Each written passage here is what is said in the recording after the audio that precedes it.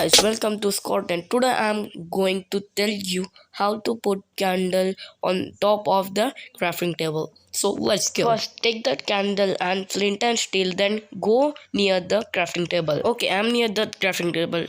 Now just sit down and press on the crafting table.